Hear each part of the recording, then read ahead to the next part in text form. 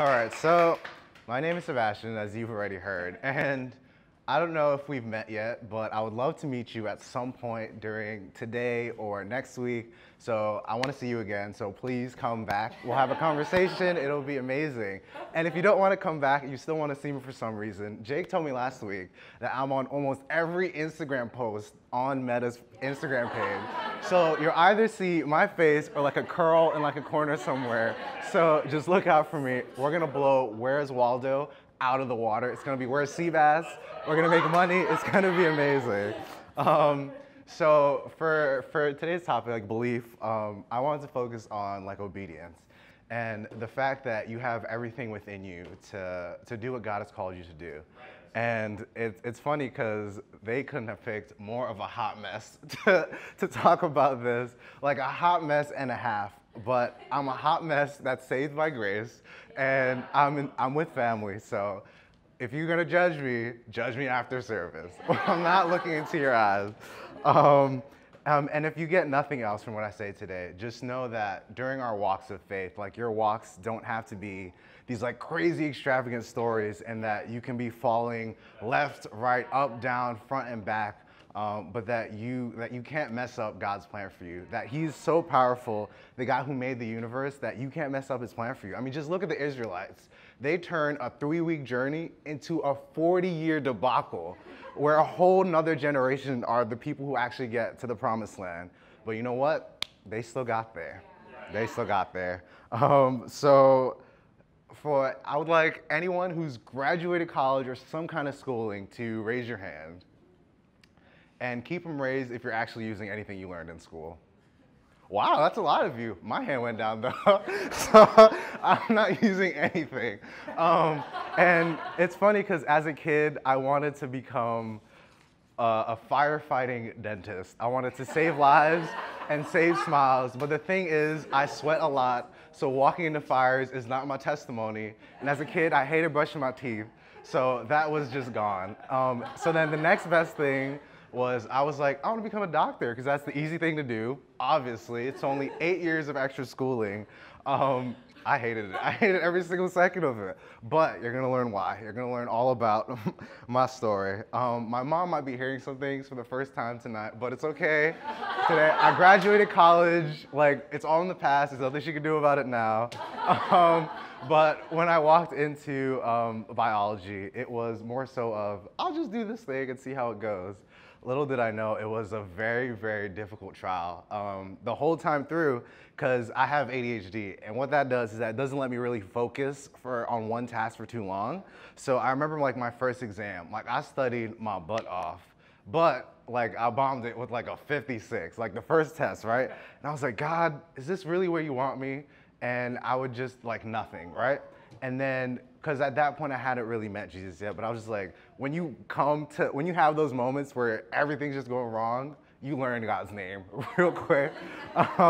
So fast forward to January 25th, 2014, I get a personal relationship with God for like the very first time. And like I spend that whole month, it was like a winter break outside of school. And I spent that whole month praying and asking God, what do you want me to do? What do you want my major to be? Like, what do you want me to do with my career? And it was funny that Amy used that story about the fishermen, because I was like, God, I know that story. You came up to them and you're like, come with me and I'll make you fishers of men. And they got to just drop their nets. They got to leave their careers and move on to something different. They got to change the world. So I was like, God, take this net. I don't want it. Take it. I'm going to leave signs with your blessing. And in fact, it was crazy because God was doing the complete opposite the whole time. The closer I got to Him, the more science He would have me do.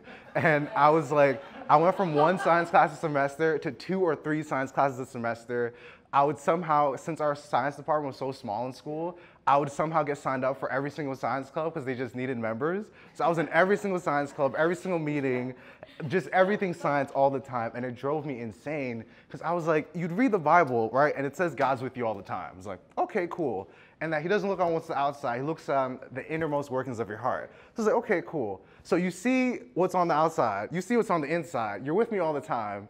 And you know that I'm frustrated. You know that I'm angry. You know that I feel a lack here. But you're still keeping me in this major. You're still walking me through this.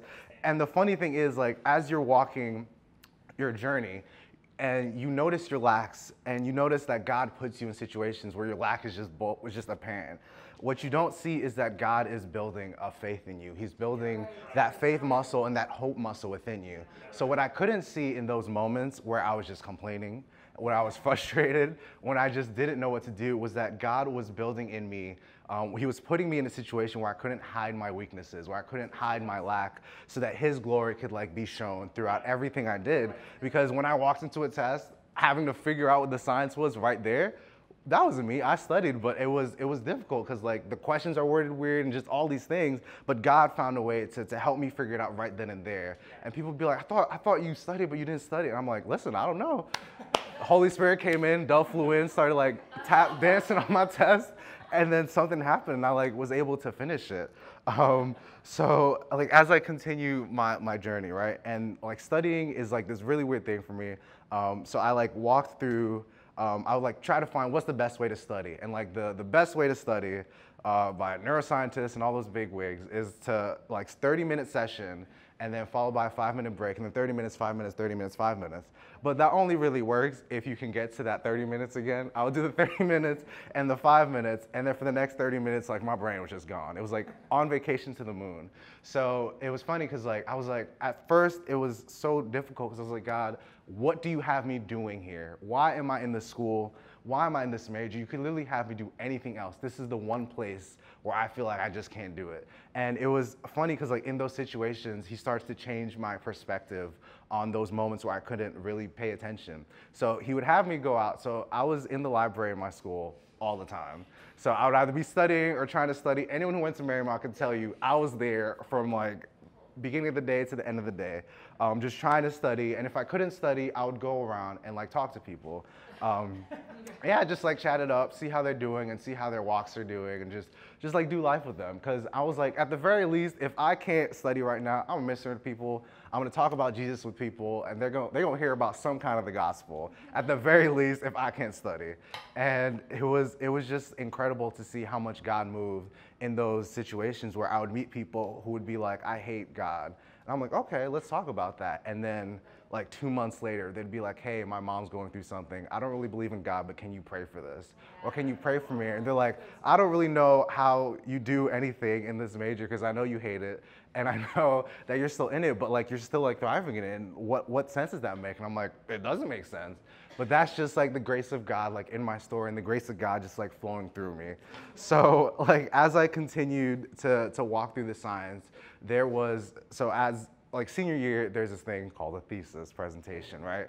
Where you have to, for science, you have to make this poster board, and you spend the whole semester just walking through it with the teacher, and they're with you side by side, hopefully. I mean, she didn't help me, but they're with you side by side, and they're teaching you what to do, what to say, and it was supposed to be about genetics. So I'm okay, I'm gonna do the genetics of ADHD and just go through all this stuff. So then the morning comes, right, when I have to do the presentation, and the entire science and math department are coming, and it's open to the whole school. And every single one of those people have to come and read your presentation, ask you a ridiculous amount of questions.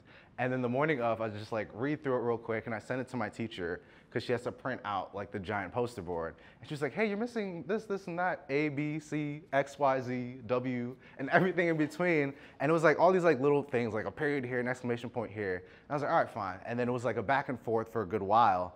And then afterwards, I read through it before getting on the train, and I was oh my gosh, I did this whole thing wrong, because I did the presentation on neuroscience instead of genetics. And if that doesn't matter to you, it's I was supposed to do a presentation on oranges, and I did it on carrots. They're the same color, but it's just two completely different things.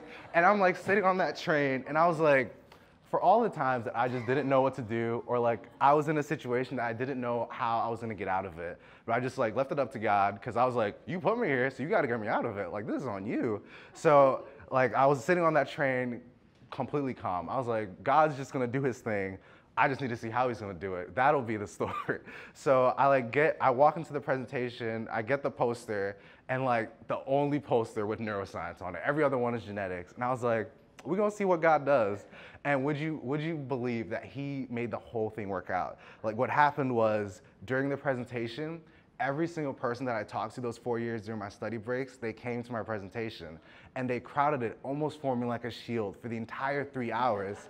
So none of my teachers could come to my presentation to ask me questions because I always had people there asking me questions about the presentation. So it was amazing. And then my teacher, she came at the end and she was like, oh, Sebastien, I didn't get to look at your presentation. I was like, oh, I don't know. And she's like, well, I could look at it now, but I'll give you an A because you were just busy the whole time and you presented the whole 3 hours, so you get a break. So she gave me an A. And like that, all that, not to say that don't do your work and that God will just like save you and just, like, it's more so like I did the work, I just did it wrong. But like God is with you, like in your circumstances, He's with you. He sees your struggles. Your struggles aren't foreign to Him. He's walking alongside of you, and He wants to do life with you. He wants to do this walk with you. And if anything, it's funny because the thing that really ate at me during my walk was this thing called comparison, right? Where like you look to your left and you look to your right and you're like, oh my gosh, this person has this, this, and that. I don't have that. This person has that. I don't have that. And what helped me to really have that peace in that moment was being able to see that that doesn't help anyone. It's like I was a bird and I was flying, but I don't fly the same way the other birds fly. I fly like crooked, like I fly like this. And like I look down and I see a squirrel and it's climbing a tree, right? And I'm like, man, I wish I could climb a tree like that squirrel climbs a tree. I wish I could hide acorns like that squirrel climbs acorns, completely missing the fact that God has me as a bird, right? And that I can see things that this squirrel will never see a day in its life, and that I will soar higher than that squirrel will ever soar, and that God purposed that squirrel to do what it's doing, but He also purposed me for something different. So if there's anything you walk away with today, just know that every single one of you has a distinct purpose in your lives. And if you don't know what it is yet, I remember one of the most annoying sermons I ever heard was like, here's your purpose. And the guy just said, I was expecting like a 10-point thing, and all he said was, love God, love your neighbor. And that's it. That's all you have to do. And you're in your purpose. You're in what God is calling you to do. And that's it. That's the step of faith. That's the baby steps. Whatever your steps look like, just keep taking them towards God, and it'll all work out.